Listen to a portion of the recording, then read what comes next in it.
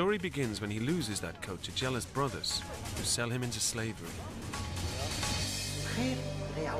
In Egypt, he interprets the dreams of Pharaoh and is promoted to prime minister. It's a wonderful story, but surely not a piece of history. The story starts in Canaan, modern-day Palestine, Syria and Israel, before the time of Moses, around 1600 to 1700 BC.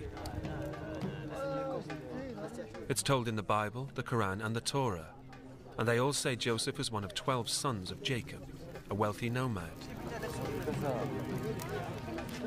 A central thread running through the whole story is the rivalry between the brothers. But the object that ignited this rivalry more than anything was the coat given to Joseph by his father Jacob.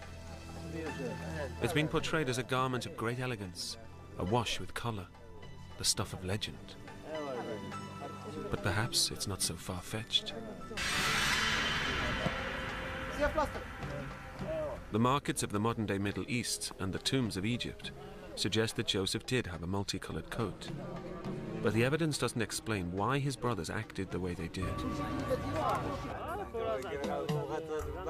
To be given a coat made of purples and reds would have sent a very clear message to Joseph's brothers. Joseph was Jacob's favourite. It's no surprise then that this drove Joseph's brothers to get rid of him.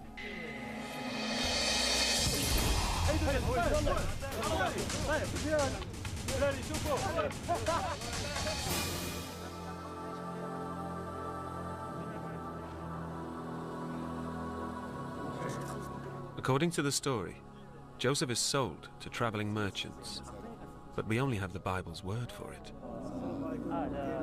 The Bible does, however, slip in an authentic detail. Joseph is sold for 20 shekels. Egyptian documents reveal that this is precisely the price you would expect. A few hundred years later, we find that the price is up to 30 shekels.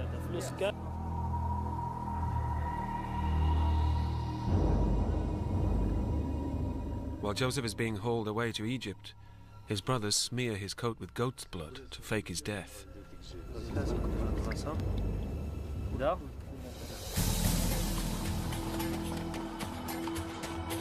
We're told that Joseph is sold as a slave to Potiphar, the chief of Pharaoh's army, a man in charge of soldiers, horses, chariots. He's rich and powerful with a large house and staff. No mention of Potiphar has ever been found in ancient documents. But the Brooklyn papyrus found near Luxor dates back to Joseph's time and proves that the use of Semitic servants was surprisingly common. According to the story, Joseph was given an Egyptian name, another custom confirmed. The Bible says Joseph worked hard and did well, rising to take charge of Potiphar's household. But then his fate takes a dangerous turning, instigated by Potiphar's wife.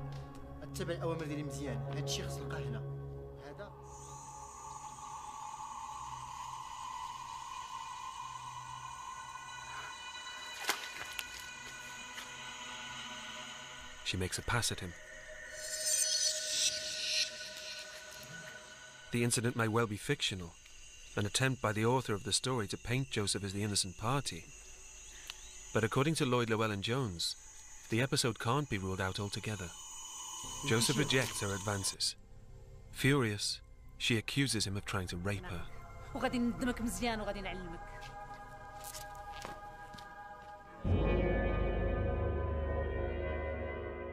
Joseph is thrown into jail. But just when his life could sink no further, it takes another dramatic twist. In jail, a former royal servant asks Joseph if he can interpret a strange dream about pressing 3 bunches of grapes into Pharaoh's cup. Joseph predicts the servant will be freed in 3 days. His interpretation proves true.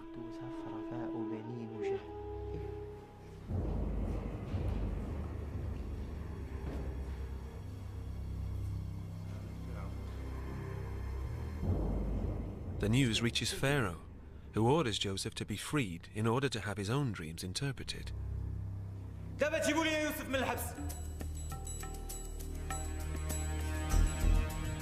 There is no way of checking whether Joseph was released from jail or even thrown into jail in the first place.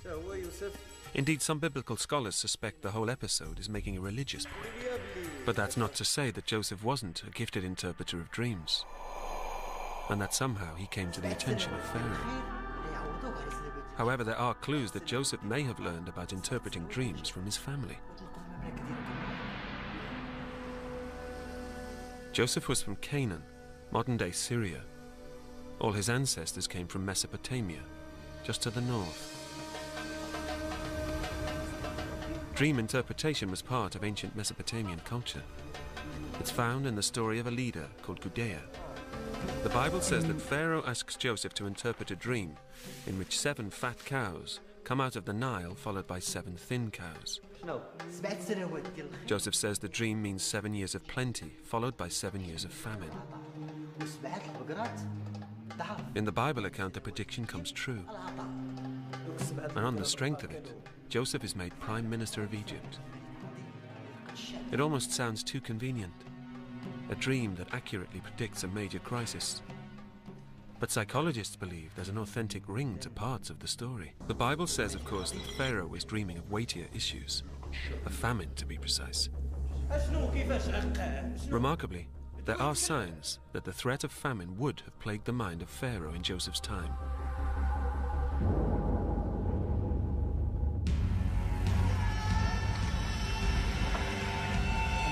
When the Bible describes Joseph's promotion, it gives away some telling details. As a sign of authority, Pharaoh gave Joseph his signet ring and placed a gold chain around his neck.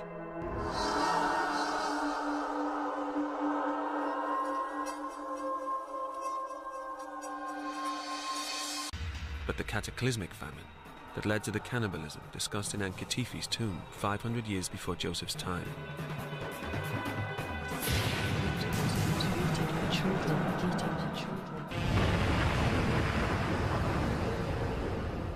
The clusters of dust correspond with the eruption in 1644 BC of the Thera volcano in the Aegean Sea, just 500 miles north of Egypt.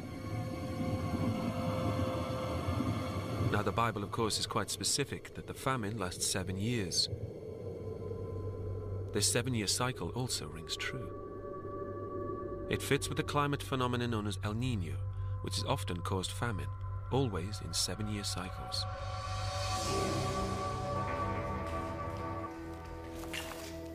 The Bible also claims that as vizier, Joseph took measures to deal with the famine. Since famine is often caused by drought, one important task would have been to ensure that water continued to reach agricultural areas. But the Old Kingdom drought that devastated Egypt caused this branch to dry up, turning the lake to dust.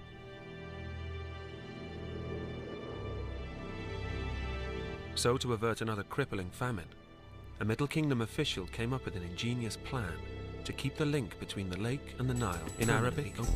It's the Bawa Yusuf, which translated into English is the waterway of Joseph.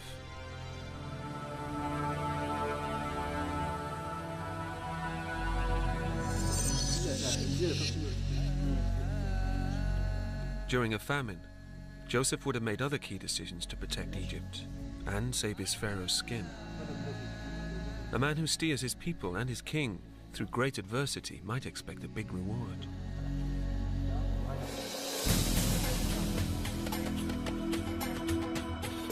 The Bible claims that Joseph asks Pharaoh if his family can settle in Egypt.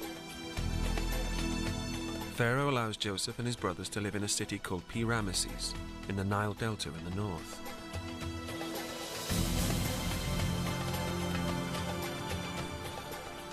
But archaeologists surveying the area could find no trace of the city. The find raised hopes that this was where Joseph had settled and was reunited with his brothers.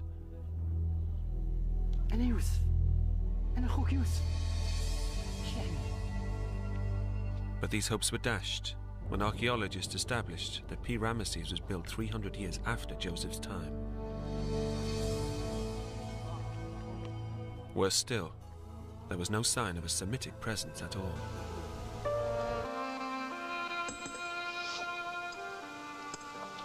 And Joseph said unto his brethren, I am Joseph. And his brethren could not answer him, for they were troubled at his presence. And Joseph said unto his brethren, Come near to me, I pray you. And they came near. And he said, I am Joseph, your brother, whom ye sold into Egypt.